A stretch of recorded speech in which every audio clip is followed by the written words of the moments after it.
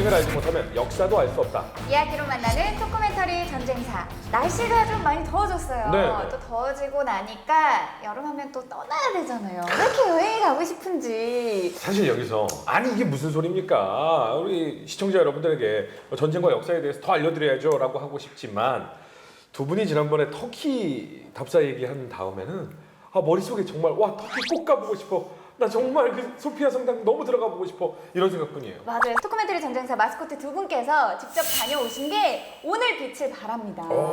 왜냐하면 이 지난번 콘스탄티노플을 점령한 오스만 제국이 슬슬 지중해 패권 장악에 대해서 점점 더 야욕을 드러내고 있는데요. 그래서 오늘은 가장 격렬했던 전투 중 하나, 로도스 공방전에 대해서 자세히 살펴보겠습니다.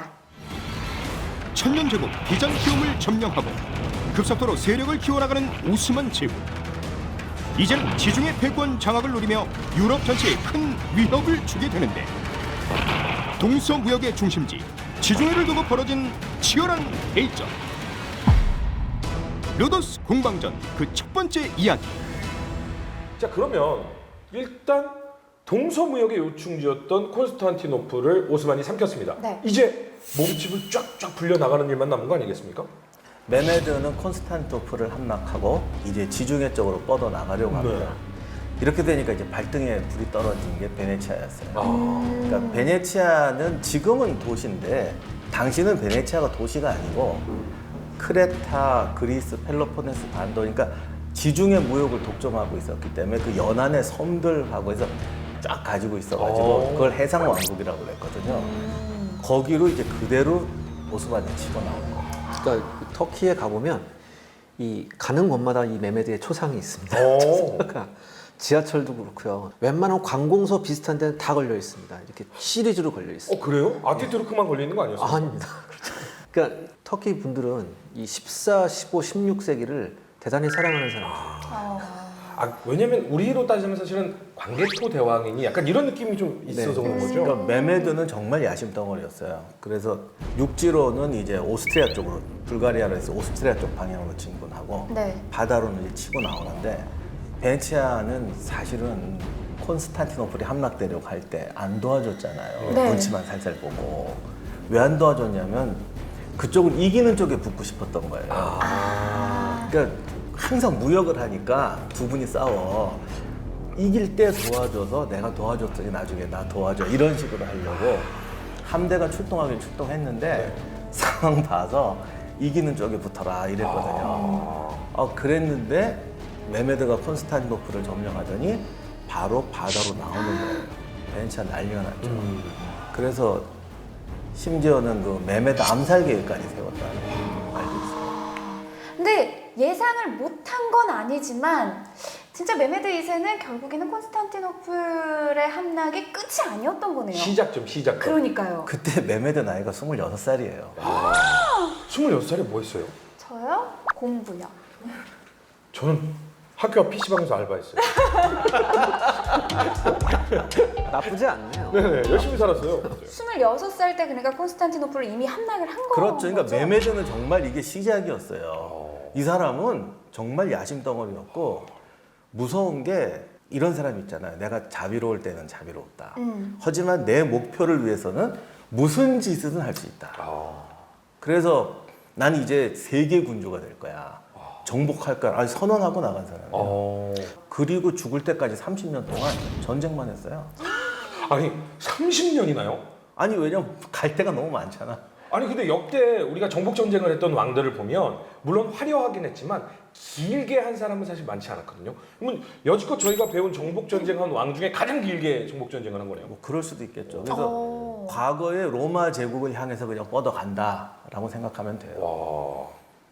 그러니까 이들의 특징이 지난번에도 한번 제가 잠깐 언급해드렸는데 모든 유목 민족은 자기들의 조상 이렇게 생각을 합니다.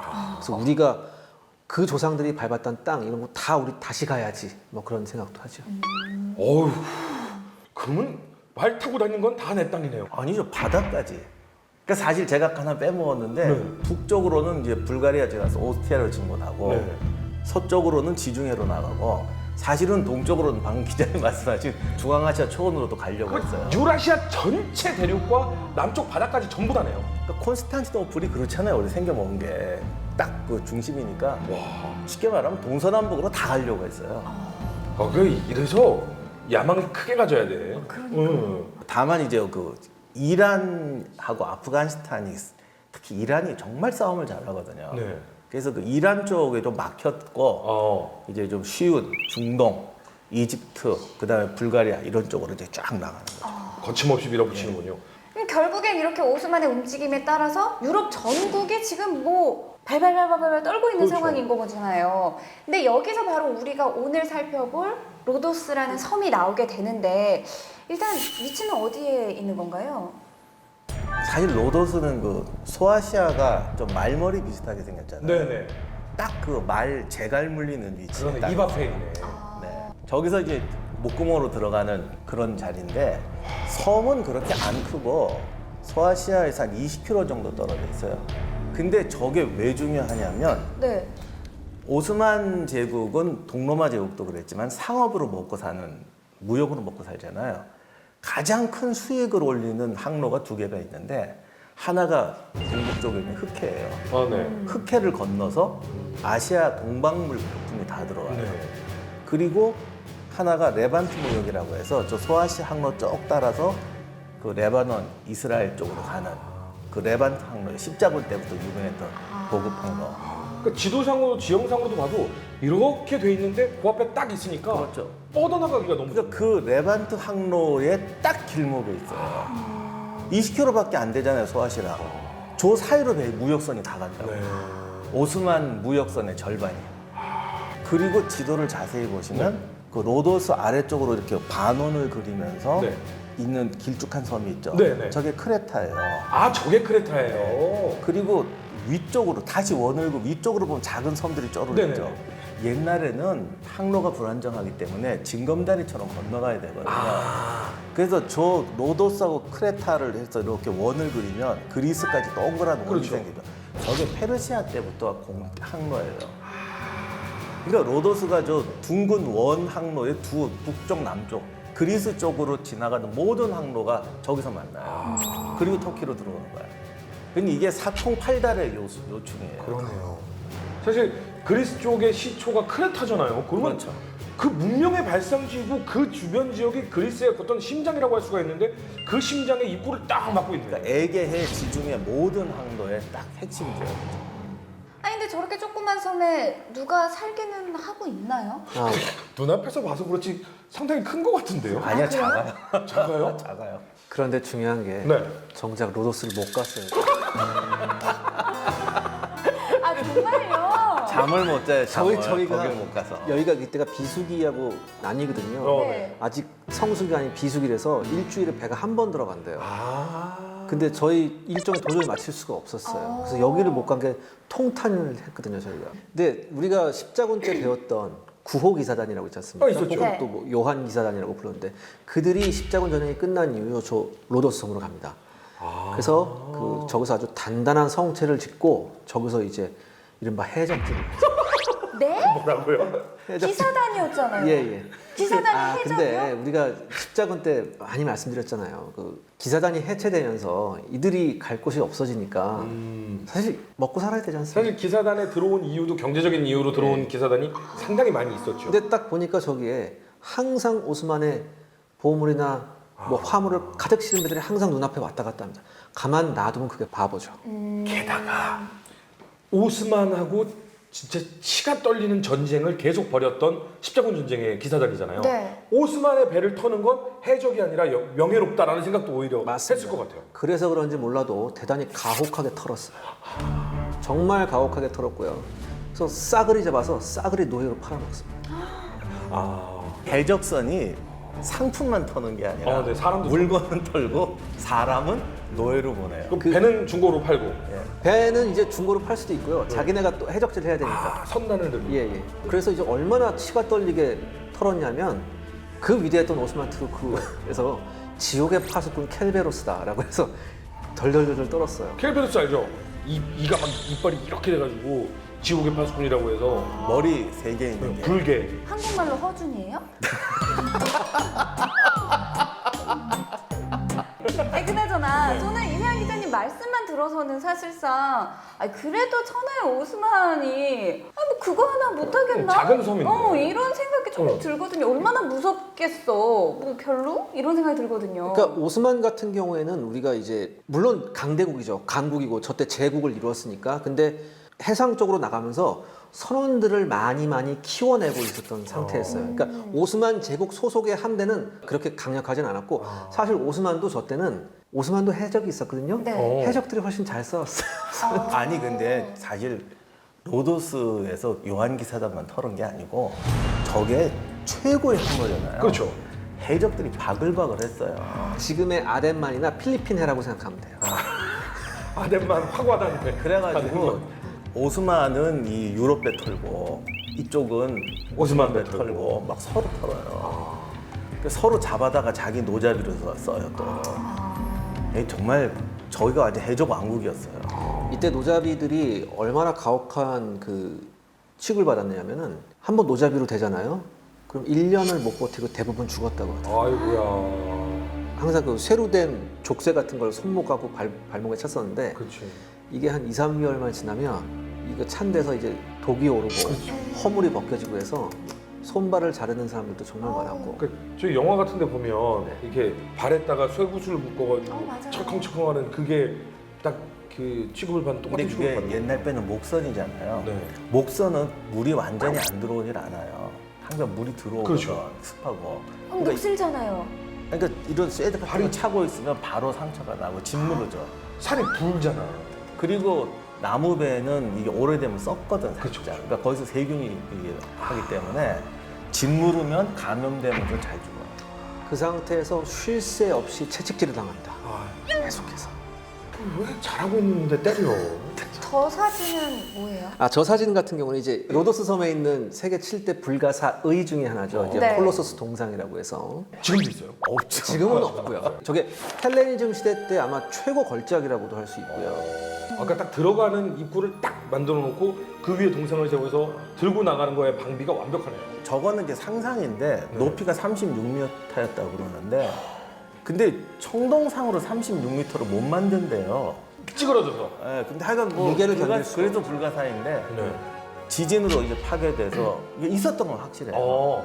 그런데 좌우간 정확하게 어떻게 생겼는지 모르는데 지금도 없는 그런 엄청난 청동상이었다. 그러니까 그만큼 저 지역이 과거 지역보다 대단히 부유하고 그런 지역이었었어요.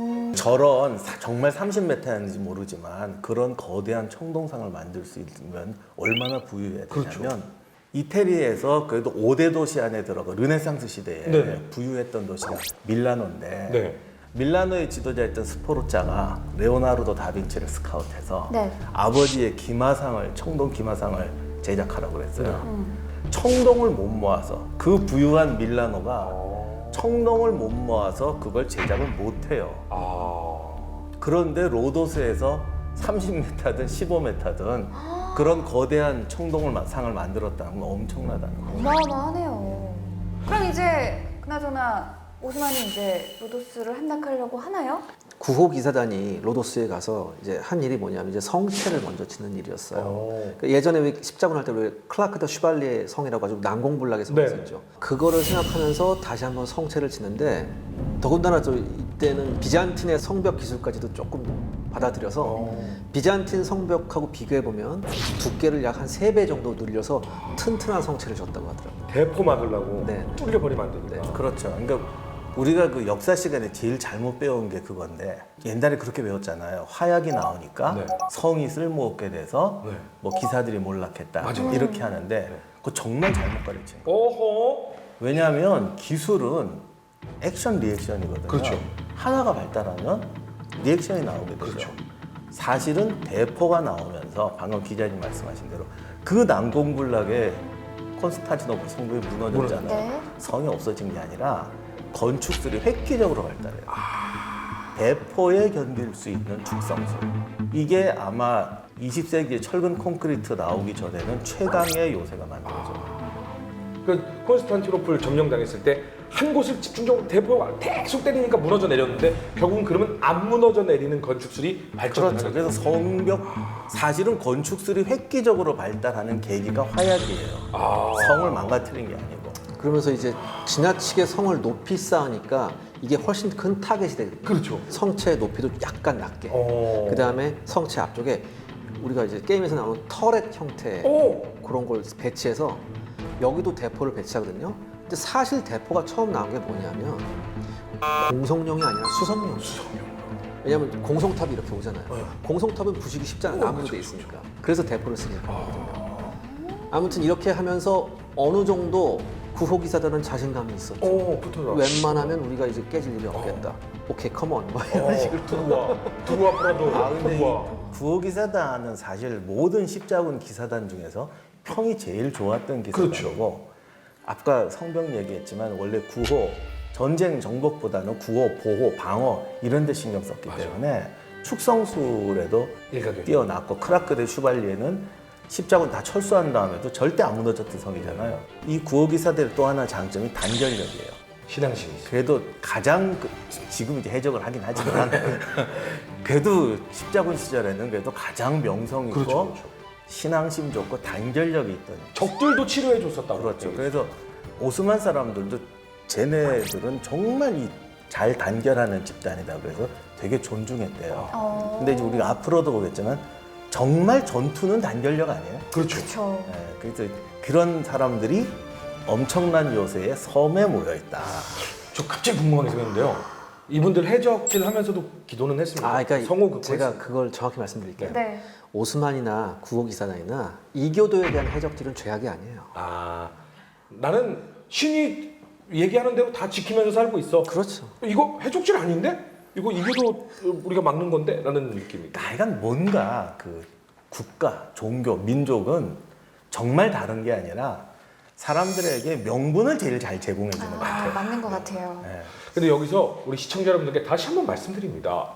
우리가 가짜 역사, 제대로 되지 않은 역사 이런 걸 배운 것들이 너무 많아요. 그런데 오늘 이 시간을 통해서 오늘 또 하나 배웠잖아요. 대포가 나오면서 화약이 발전하면서 기사가 몰락했다. No. 대포가 발전하면서 건축술이 발전했다. 이 얘기가 팩트. 자, 그러면 요한계산론과 대오스만 제국의 전쟁이 드디어 오스만이 들어가고 이제 기사단이 들어와 하는 상황입니다. 오스만의 전력 한번 분석해 보죠. 오스만의 전력 어땠습니까? 이 오스만은 앞으로 지금 계속 이제 우리가 또 나오기 때문에 그리고 당시 세계 최강의 제국이었기 때문에 오스만의 군대의 특징을 좀 말씀을 드려야 될 것 네. 같은데 첫째가 이제 예니첼이에요. 기자님하고 저하고 그렇죠. 사진 많이 찍었던. 정말 많은 사진을 찍고 정말 많은 토론을 했었습니다. 최정예 기사단. 정말 이 터키 분한테 좀 미안한 얘기인데 그 시대 되면은 막 우리는 이제 막 가본 멋있게 입고 네네. 이런 것만 봤잖아요. 근데 버선 같은 걸 뒤집어 쓰고 막 이런 거 있어가지고 아 이게 예니첼이야 저기 문지기야 그러고 우리 되게 고민했잖아 처음에. 살짝 약간 이 피에로 분장처럼 약간 그런 느낌이 드는. 그리고 또 하나 제가 참 어떻게 보면 제가 약간 이해가 안 됐던 게 그 위대한 오스만 제국 아닙니까? 네. 그리고 그렇죠. 터키 사람들이나 이쪽 사람들이 손재주가 상당히 좋아요. 네. 그럼에도 불구하고 이상하게 플레이트 갑옷이 없어요. 아, 그리고 아직까지 사슬 갑옷을 옷 안에 입어요.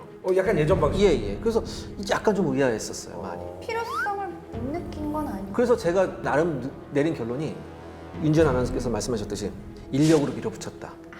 저는 그렇게 생각을 해요. 아 근데 이제 그거는 이제 하나 말씀을 드려야 될 것 같은데 한 가지 이유가 더 있는 것 같아요. 이건 정답은 아니고 추정인데 네. 그 제국이 넓잖아요. 그래서 오스만군은 기본으로 기병이에요. 네. 그러니까 정예병들은 다 기병이에요. 네. 예니체도 사실 기병이에요. 아하. 그래서 넓은 제국을 기동력 있게 돌아다녀야 되니까 아무래도 플레이트 갑옷 같은 거를 못 입는 그런 이유도 있었던 것 같아요. 기동성이 중요했기 때문에. 그렇죠. 그리고 또 하나는 사실은 예니체리가 많지 않아요. 이때의 모든 이제 그 16세기 전쟁의 제일 큰 문제는 군대가 돈이 너무 많이 든다는 거예요. 그렇죠. 그래서 정예병사와 안정예병사의 이 질적 차이가 확 크게 나는데 아주 확연하게 예. 나죠. 이 정예병사는 전투력은 막강하게 올라가는데 돈이 너무 많이 들어요. 원래 또 예니체리는 재밌는 게 데브시르메 제도라는 희한한 제도인데 네. 그러니까 기독교인들 중에서 예니체를 뽑아요. 네. 꼭. 네. 그래서 기독교 마을을 돌아다니면서 괜찮은 애들을 뽑아요. 그래서 그걸 뽑아오면 선발을 하면 또 등급을 나눠요. 그래서 훈련소가 따로 가요. 어. 제일 좋은 애는 그 콘스탄티노플 그 골든혼에 있는 갈라타에 가서 훈련하고 2등급은 저쪽 궁전, 3등급은 저기 가서 받고 이래요. 그래서 얘들을 시험을 받고 공부를 시켜서 문관으로 쓰기도 하고 이제 군인으로 쓰기도 하죠. 예인체리라는 게 꼭 무슨 특수부대원 이런 건 아니군요. 저는 근데 엘리트 집단 엘리트죠. 예니체가 엘리트. 이미 그냥 무조건 징집하는 게 아니라 선발위원들이 가서 괜찮은 애를 뽑아오는 거예요. 오히려 특수부대예요. 그러니까 신체, 뭐 건강, 정신, 지식, 뭐 모든 걸 다 보는 거예요. 최대 11,000에서 10,000명밖에 안 돼요. 그래서 이게 로마 근위대 같은데 최정예라고는 하는데 얘들이 없어지면 큰일 나는 거야. 네. 쉽사리 쓸 수는 없겠네. 네. 항상 결정적인 전투에 들어가는데 그렇다면 결정적인 전투에서 결정적인 역할을 했느냐? 결정적으로 깨지는 역할을 좀 많이 해요. 아니 그게 야, 역사는 반전이에요. 예니체리는 군사적으로는 정예부대인데 네. 정치적 역할이 너무 커요. 그래서 로마의 근위대 비슷해져요. 술탄들이 즉위할 때마다 예니체리한테 잘못 보이면 큰일 나요. 그러니까 월급도 항상 빡세게 주고 그리고 전쟁은 원래 그렇게 저기 방금 말씀하신 것처럼 최정예긴 한데 네. 가능하면 하급 부대가 가서 다 부숴놓으면 결정적일 때 들어가는 게 아니라 전투가 끝날 때쯤에 들어가서 실전 경험이 없겠네. 약탈물을 막 챙겨요. 이게 최고의 특권이에요.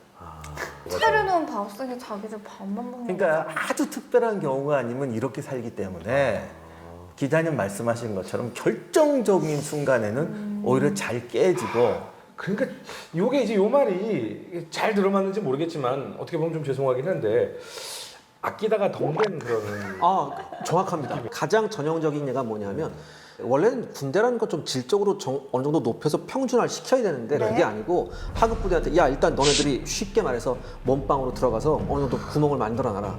그 다음에 어느 정도 이렇게 혼전이 돼서 구멍이 생길 것 같으면 그때 이제 우리가 나설 차례고 갔는데 의외로 잘 싸우잖아요. 그럼 막 후드로 두드려 맞고 이거 아직 우리가 갈 때가 아닌가 봐 뭐 이런 식으로. 그러니까 실제로 이런 적이 꽤 많아요. 그래도 지금 현재 오스만의 최정예 예니체리가 있는 거고 그럼 이제 예니체리만 있는 건 아니잖아요. 그 그쵸. 밑에 부대들의 그 편성은 어떻게 되나요? 그 밑에 이제 뭐 봉건 기사단 같은 이제 기병들이 있어요. 네. 그 다음에 이제 구레바라고 외국인 용병 기병이 있어요. 이게 다 기병인데 이게 왜 그러냐면 제국이 넓어서 기동력이 필요하거든요. 그리고 그 밑에 아킨자라는 또 국경 기병이 있는데 네. 얘들도 다 합쳐봤자 3만밖에 안 돼요. 아니 일단 말이 필요한데요. 네, 그리고 금요병이지만 여기 오면 벌써 질이 뚝 떨어져요. 그냥 거의 말탄 건달 막 이렇게. 그리고 말 안 탄 보병 같은 경우에는 심지어 집에서 쓰던 농기구 가져온 애들도 많아요. 그래서 근데 이게 중요한 게 뭐냐면 13세기, 12세기부터 이때까지 이어온 그 무기의 발전사를 보면 농기구에서 발전된 무기가 정말 많아요. 그러니까 예를 들어서 뭐 밀 베는 낫 같은 거 있죠. 네네네. 이게 무기로 발전된 예가 상당히 많거든요. 그린사이드 예. 잘하시네. 게임에 많이 나와요. 이거 자꾸 휘비는데. 근데 이거 말고 이제 지방군 내 있어요. 그냥 네. 이제 뭐 경비 쓰고 요새 지키고 청소하고 이러는 지방군이 있는데 중요한 거는 오스만이 전성기에 동원할 수 있는 군대가 한 30만쯤 된대요. 그러나 방금 말했던 예니체리라든가 중간에 있던 티마를로 시파이 이런 거 합쳐봤자 5만이 안 돼요. 그러니까 정작 정예병력은 한 5만 정도밖에 안 된다는 거죠. 그러니까 이런 상태면 만약에 성이 견고하고 어느 정도 성 안에 있는 수비 병력이 훈련이 돼 있으면 해볼 만하죠. 충분히 해볼 만하죠. 일단은 이때부터 구호 기사단도 대단히 적극적으로 화약 무기를 씁니다. 오스만 투르크 군대가 가지고 있는 대포보다는 규모가 작았지만 정말 많은 대포를 아주 사이사이에 배치하면서 적극적으로 방어를 해요. 그리고 이게 효과가 상당히 컸고요. 그다음에 아까 말씀드린 대로 성체도 아주 두껍게 했었고 그리고 구호기사단 측에 소속되어 있던 이 기사들은 숫자는 많지 않았지만 거의 진짜 약간 과장을 못하면 일당백 수준의 전투를 하고 있었습니다. 실질적으로 어떤 전투에서는 뭐 40대 1도 나온 적이 있었어요. 오, 16대 1은 될 것도 아니네. 총도 엄청 잘 쐈어요. 오, 화승총의 특성을 기사단들은 비교적 정확히 이해하고 있었거든요. 최대한 적을 끌어들인 다음에 일제 사격하는 거. 근데 의외로 예니체리들도 화성총을 가지고 있었어요. 근데 예니체리들의 사격 방법을 보면 의외로 일제 사격을 잘 못해요. 근데 이것도 있었을 거예요. 아무리 화성총이라고 해도 성벽 위에 있는 적을 맞추기는 힘들어요. 그렇죠. 그리고 대단히 가깝게 접근해야 됐기 때문에 불리한 건 예니체리였겠죠. 그렇죠. 그리고 위에서는 대충 이렇게 밑으로 놓고 쏘면 사람이 많이 성벽 밑에 있으니까 맞을 가능성도 상당히 올라가지 않았을까. 그러면 대포를 배치하고 성벽을 두껍게 한다. 하지만 이 정도 갖고 방비가 될 것 같지는 않은데요. 로도스 기사단의 특징 중에 하나가 국가별로 뭉쳐요. 저 죄송한데 이 호칭을 정확하게 해야 될 것 같은데 이제는 로도스 기사단이라 이제 요한 기사단이란 말은 안 쓰고 대체로 로도스 기사단이라고 로도스 하죠. 기사단으로 그 명칭이 정말 많아요. 그러니까 제가 요번에 서적을 구입해서 봤는데 보니까 뭐 요한 기사단이라고 했다가 네. 조금 들어가면 뭐 구호 기사단, 조금 지나가면 형제 기사단. 그러다가 이제 뭐 또 로도스 기사단. 네 가지가 다 똑같은 사람들이에요. 오스만에서 봤을 땐 그냥 해적단. 그렇죠. 아무튼 여러 나라가 모였잖아요. 네. 그래서 보통 7개국으로 나눠요. 네. 재밌는 게 해적하러 나갈 때 함대도 배가 갤리선이 7척이에요. 그래서 국가별로 팀을 짜서 다녀요. 그 성을 지킬 때는 국가별로 구역을 나눠서 지켜요. 효과적일 것 같은데요. 왜냐면 우리 쪽이 무너지면 우리 국가가 제일 약한 그 방비가 되는 거죠. 자존심도 있었겠죠. 그것도 있고 일단 말이 통해야 되니까. 이 순간적으로 이게 할 때는 그쵸. 말이 통해야 되거든요. 그래서 그것도 진짜 컸을 거예요. 근데 나라의 자존심을 걸고 아 지금 저게 성벽의 모습인가요? 예 앞쪽에 볼록 튀어나오는데 네네. 왼쪽에 저게 이제 성 니콜라스 탑이라는 건데 저기가 이제 최고의 경전지고 그 안쪽으로 있는 성벽으로 이제 나라별로 나눠서 지켰어요. 대체로 보면 프랑스, 독일, 오베르뉴, 에스파냐, 영국, 프로방스, 이탈리아 이런 식으로 나눠진다고. 저게 지금 저렇게만 돼 있어서 잘 모르시겠지만 실제로 이제 보면은 아주 두꺼운 성벽이 2중, 3중으로 돼 있어요. 오. 외성이 격파가 되더라도 내성에서 충분히 버틸 수 있고 외성 자체도 격파하는 게 정말 힘들어요. 그래서 보통 영화 같은 데 보면 외석이 격파됐을 때 안으로 하면 후루룩 들어가서 문 타닥 닫고 다시 올라가죠. 그리고 이제 저 로도스 성의 가장 큰 특징 중에 하나가 우리 기자님이 많이 하신 모타르, 박격포가 들어오잖아요. 네. 이게 공성포가 옛날에는 성벽만 때렸거든요. 네. 근데 뭐 이게 박격포가 나오니까 성벽을 넘어서 사람들을 치잖아요. 박격포 앞에는 꼼짝이 당하거든요. 그렇죠. 그래서 저 성은 밑에 지하 방공구역이 되게 많아요. 그래서 떨어지면 바로 밑으로 대피했다가 포격이 끝나면 바로 성벽으로 올라왔어요. 이런 시설이 잘 돼 있어요. 단 이때 박격포는 우리가 생각하는 장렬탄이 아니에요. 장렬탄은 1820년경에 나오거든요. 이때는 그냥 쇳덩이를 던졌대요. 아 그러니까 돌덩이 안 좋으면 맞는. 돌덩이나 쇳덩이를 던졌다고. 이게 돌도 그 대신에 떨어지면 깨져서 상당히 그 유산탄 효과가 있어요. 아 땅에 탁 떨어져서 팍 깨지면서. 근데 보면 진짜 지하 벙커처럼 이 밑에 쪽에 돌이 촘촘히 쌓여져 있는 집 안에 구멍이 뚫려 있고 막. 그러니까 우리가 지금 상식에 저 돌로 된 거 그냥 대포 쓰면 그냥 뻥뻥 뚫리지 않을까. 요즘 나온 대포로 하면 어느 정도 가능하죠. 근데 저때 당시의 대포는 꿈도 못 꿨어요. 그럼 이제 침공이 이루어지나요? 우리가 보통 로도스 침공을 1차, 2차로 나눴는데 1480년에 1차 침공이 이루어집니다. 그 오스만 투르크의 사령관은 그 메시드 파샤라는 사람이고요. 160척의 함선을 동원합니다. 그다음에 그러니까 이제까지 나왔던 모든 공성 병기를 총동원한 공격이 이제 시작이 되는 거죠. 오스만은 그 콘스탄티노플 함락일 때 썼던 그 전술이 완전히 표준이에요. 네. 그때 왜 우리 청동대포 대포로 얘기했잖아요. 문제는. 청동대포에 목숨 걸어요. 네. 그래서 성벽이 엄청나잖아요. 네. 배로 오면 일단 포진지부터 구축을 해요. 그래서 무진장 포격을 때려요. 근데요 포를 채울 만한 땅이 없는 것 같은데 바닥 위에서 포를 쏘나요? 아니면 땅으로 그러니까 올라오나요? 주변 어디에 상륙 지점을 잡거나 상륙지점을 잡고. 아니면 배에서도 쏴요. 아. 하여간 일단 상륙 가능한 곳에 포진지를 구축하고 네. 왜냐하면 그냥 쏘면은 기반이 약하면 대포가 흔들리거든요. 그래서 포진지 공사부터 해요. 이게 또 오스만의 특기예요. 딱 하고 마구 날려. 그래서 성벽이 깨지면 돌입하고 그 다음에 이제 또 하나가 콘스탄티노플에서도 그대로 그냥 땅굴 파기. 땅굴 파기. 처음 1차 공격 때는 저 니콜라스 탑부터 잡으려고 했어요. 네. 저기 툭 튀어나와 있으니까. 네. 그래서 육지하고 바다에서 동시 공격을 했는데 끄떡. 아니 근데 딱 봐도 저기는 치면 안 될 것 같다라는 생각이 딱 들어요. 하여간 공성전의 원칙은 성벽에서 사람이 안 물러나면 안 지는 거예요. 그렇죠. 그때 저 때 이랬다고 하더라고요. 이제 일부러 포탄이 빗발치대로 기사단들이 갑옷을 쫙 입고 플레이트 갑옷을 입고 꼿꼿이 서 있었대요. 맞춰보라고. 그러니까 이게 공격을 받는 성 입장에서는 성이 아무리 튼튼해도 사람이 불안한 건 사실이잖아요. 그렇죠. 당연하죠. 근데 사기를 올리기 위해서 기사들이 저기에서 플레이트 값을 멋지게 차려입고 햇빛 받으면서 꼿꼿이 서 있었대요. 다들 들어와지. 다들 들어와 쏴봐. 하여간 방금 말씀하신 대로 모든 걸 사람이 막아요. 콘스탄티노플이 4차 십자군에 왜 배에서 부겨 놓고 들어왔잖아요. 네네.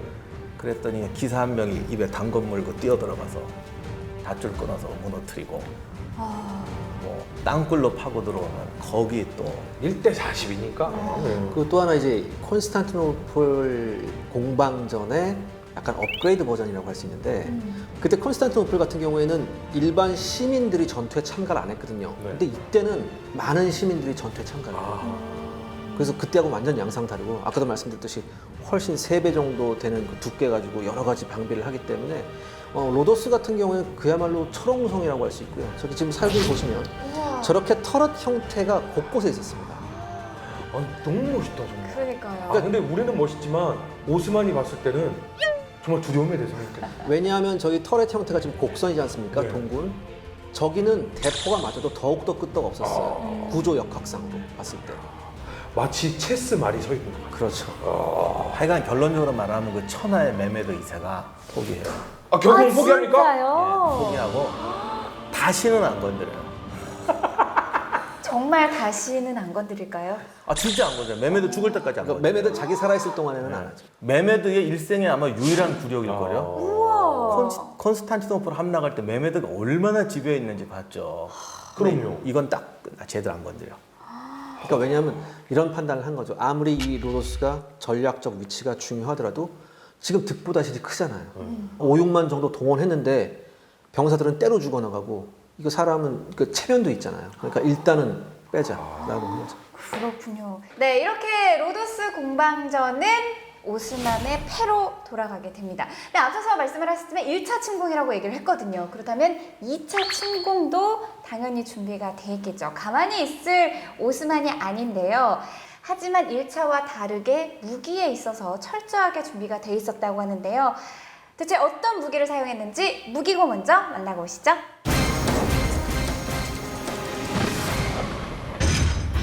무기고에 오신 걸 환영합니다. 오늘은 로도스 공방전에서 사용된 무기에 대해 알아보겠습니다.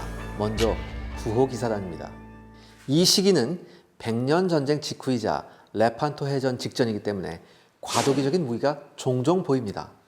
검은 숏소드와 브로드소드가 주류였습니다.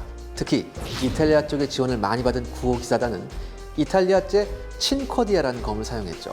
친코디아는 넓은 날폭을 가지고 있었고 비교적 짧았지만 근접전에서 사용하기가 매우 편리한 검이었습니다. 갑옷이 빈약한 오스만 투르크 군과 뒤얽혔을 때 무시무시한 위력을 발휘했다고 합니다. 이와 함께 펄션이라는 독특한 무기도 있었습니다. 마치 중국의 박도와 같은 모습인데요. 배기 전용으로 역시 좁은 공간에서 매우 효과적인 무기였습니다. 창이나 타격 무기도 여러 종류가 쓰였는데요. 주로 찌르기와 배기 모두가 가능한 무기가 선호되었습니다. 워해머가 대형화된 베크드 코르뱅은 프랑스어로 까마귀 불이라는 의미를 가지고 있는 타격 무기입니다. 창처럼 찌를 수도 있었고 부리처럼 생긴 꼬챙이로 찍을 수도 있었죠. 버디쉬와 빌훅은 전형적인 농기구 무기입니다. 낫에서 비롯된 무기인데요. 당시 성내 주민들도 징병된 상태에서 이런 농기구 무기들은 자연스러운 선택이었을 겁니다. 기사들의 경우 갑옷은 컴포짓 아머가 주로 쓰였습니다. 컴포짓, 즉 합성되었다는 의미처럼 사슬 갑옷 위에 플레이트 아머를 덧대어 입는 갑옷이었습니다. 그리고 이 위에 다시 천으로 된 옷을 둘렀죠. 거기에 구호기사단의 문장을 새겼습니다. 투구는 전형적인 배서니 투구를 썼습니다. 다만 일반 병사들은 여전히 사슬 갑옷과 헬름 투구를 착용했습니다. 구호기사단은 화약 무기도 사용했습니다. 가장 대표적인 무기가 대포였는데요. 비록 오스만 투르크의 바실리스크 대포처럼 대형의 대포는 아니었지만 오히려 구호기사단의 비교적 작은 대포가 효율은 더 좋았다고 하네요. 오스만 함대에 맞서 아주 훌륭하게 싸웠다고 합니다. 기사들은 화승총도 사용했습니다. 극초기형이긴 했지만 기사들은 화승총 등 화약 무기를 아주 적극적으로 썼다고 하네요. 갑옷을 입지 않은 오스만 투르크 병사들에게 만만치 않은 피해를 입혔다고 합니다. 이번엔 오스만 투르크의 무기에 대해 알아보겠습니다. 놀랍게도 오스만 투르크 병사들은 앞서 얘기한 바와 같이 갑옷을 입지 않은 경무장 상태였습니다. 심지어 최정예 부대인 예니체리도 갑옷을 입고 있지 않았죠. 덕분에 구호 기사들과 백병전에 휘말릴 경우 피해가 아주 막심했습니다. 오스만 투르크 병사들도 화승총을 썼습니다만 성능은 형편없었다고 합니다. 총열 정도를 포르투갈이나 이탈리아에서 수입한 후 조립해서 사용했는데요. 제대로 된 성능이 나오질 않아 종종 기사단의 갑옷도 뚫을 수 없었다고 합니다. 솔직히 여전히 복합궁이 오스만 투르크 군대의 주력 병기였죠. 역전의 바실리스크 대포는 여기서 등장합니다. 거대한 돌을 날리는 사석포였죠. 대충 우르반 대포 포신을 절반으로 자른 듯한 모습을 하고 있습니다. 로도스 성벽을 향해 맹렬하게 불을 뿜었고 성벽의 일부를 무너뜨리기도 했습니다. 여기에 오늘날의 박격포인 모탈도 활약을 했죠. 오스만 함대의 주력은 우리가 잘 아는 갤리선이었습니다. 이들 갤리선은 이후 레판토 해전까지 오스만 투르크의 주력 함선이 됩니다. 이상으로 로도스 공방전의 무기를 살펴봤는데요. 최후의 승리는 과연 누가 차지했을까요? 전사 부속실로 함께 가보시죠. 메메드 2세는 다시는 로도스에 들어가지 않았습니다. 하지만 메메드 2세가 안 간다고 안 갈 오스만이 아니죠. 그쵸. 다음 인물이 등장을 하겠죠. 아 사실은 꽤 오래 안 갔어요. 메메드 뒤에 두 명의 술탄이 더 나오는데 네. 둘 다 겁나는 정복군주였거든요. 근데도 로도스는 놔뒀어요. 거기서 무수히 당하고 있으면서도 꼭 참았죠. 그러다가 이제 슐리만 대제라고 불리는 오스만의 최전성기를 이끌었던 형제가 나옵니다. 이름 많이 들어봤어요. 이거 나 못 참아. 이거 시작하는 거죠. 그래서 이제 로도스 2차 침공이 시작됩니다. 이분 초상화 역시 네. 터키 전역에 걸려 있습니다. 근데 뭐 일단 메메드 2세가 1차 침공했을 때 한 번 실패를 했으니까 실레이만 입장에서는 뭔가 단단하게 준비를 했겠죠? 같은 행동을 반복하지는 않았겠죠. 그렇죠. 원래 그 로도스 기사단이 요한 기사단일 때 클라크 대 슈발리에를 지키다가 네. 관대한 조건을 내잖아요. 포위 공격하던 왕이 성을 내주면은 다 무사히 보내주겠다. 네네네. 그래서 로도스로 왔죠. 근데 슐리만이 똑같은 걸 내요. 너희들이 항복하면은 원하는 대로 다 해주겠다. 종교도 그대로 믿어도 된다. 떠나고 싶으면 가고 싶은데 마음대로 가다. 근데 이게 관행이었단 말도 있어요. 처음에 이렇게 하는 게 그 일종의 선전포고 같은 순서다 그냥. 예, 자비로운 이슬람이야. 그러면서 어. 이제 이런 걸 한번 하는데 그런다고 가겠어요. 구호 기사단은 한마디로 정리해서 얘기해 줍니다. 성이 갖고 싶거든 니네가 직접 와서 가져가라. 또 들어와. 아까 말씀드렸지만 성벽이 상당히 강해졌잖아요. 네. 그걸 더 보강합니다. 더 보강하고 그다음에 이때부터 대포의 위치 같은 걸 대단히 교묘하게 배치하고 그다음에 성내에 있는 그 주민들을 또 병사로 뽑아서 강력한 훈련을 시키고 만반의 준비를 하죠. 근데 결국에는 제안을 해서 손을 내밀었는데 그 손을 잡기는커녕 쳐버렸으니까 화나지. 이제 전투가 시작이 되는 건가요? 맞습니다. 이제 오스만이 예전에 한 160척 동원했지 않습니까? 네. 이번에 2배 정도, 한 300척 동원합니다. 그 다음에 이때까지 예니체리가 10,000명 넘은 적이 없었는데 이때는 약 한 2만의 예니체리를 데리고 와요. 우와. 그러니까 쉽게 말해서 지금까지 길렀던 예니체리를 탈탈 털어 다 가져오는 거예요. 그 평상시에는 예니체리가 없어지면 수도의 방비가 약해지기 때문에 안 썼다면 이번엔 진짜 마음 먹고 간 거네요. 그렇죠. 그래서 예니체리를 포함해서 약 10만의 병력을 저 조그만 선에 정말 메뚜기 맞박만한 섬에 메뚜기 맞박이요? 뭐 얼마나 나고요? 메뚜기 맞박이요? 예, 죄송합니다. 본 적 있어요? 야 정말 작긴 하겠네요. 아니 근데 로도스 섬의 아까 크기가 둘러보는데도 얼마 안 걸릴 정도로 작다고 한다면 300척에 10만이면 정말 빼곡하게 둘러싸버렸겠네요. 그렇죠. 근데 여기에 있었던 이제 로도스 기사단 같은 경우에 전함이 7척. 기사가 600명입니다. 그다음에 군사 5천이었고 이 군사 5천 중에는 상당수가 주민들이었어요. 주민들한테서 뽑은 병사들이었죠. 그러니까 로도스 기사상 같은 경우는 사실 그 백병전도 잘했고요. 네. 원거리에서의 어떤 그 화승총을 이용한 이런 전투도 상당히 능했습니다. 그래서 다시 한번 말씀드리지만 어느 정도 자신 있었어요. 아, 이게 공격하는 쪽에서 10만을 데리고 갔지만 오히려 공격하는 쪽이 훨씬 더 불안해하는 그런 형상이었죠. 1차 때도 워낙 잘 싸웠기 때문에 네. 그리고 1차 때 준비했던 그런 모든 전략에 성벽이 두꺼워지고 포 배치를 또 굉장히 교묘하게 잘했다라고 했거든요. 이 포도 굉장히 활약을 많이 했을 것 같아요. 여기에 이제 특별한 사람이 등장하죠. 사람이요? 예. 역시 전쟁은 기술 무기가 좋다고 되는 게 아니라 네. 늘 하는 말이 사람이 있어야 돼요. 맞아요. 다음 이야기. 최대 병력을 이끌고 다시 로도스로 진격하는 오스만 제국. 이에 목숨을 걸고 방어하는 로도스 기사단의 대혈투. 로도스 공방전 그 두 번째 이야기. 정확한 어떤 위치에 때리는 거예요. 0점이 가능하다. 이른바 대포로 저격을 하기 시작합니다. 이게 첫 번째 한 달간의 전투에서 그야말로 오스만군이 막대한 피해를 냈는데도 불구하고 기사 2명 전사고요. 용병 몇명 전사합니다. 그러니까 너무나 일방적인 전투가 벌어져요. 기사단에 치명적인 문제가 하나 터지는데 화약이 없어요. 자원이 카를 5세가 몰타 영지를 줍니다. 몰타 섬에 가서 다시 한번 재비하려. 그래서 이제 드디어 말타가 최전선이 되는 거죠. 이름이 바뀐 몰타 기사단은 여기를 다시 한번 철옹성같이 요새를 구축합니다. 똑같이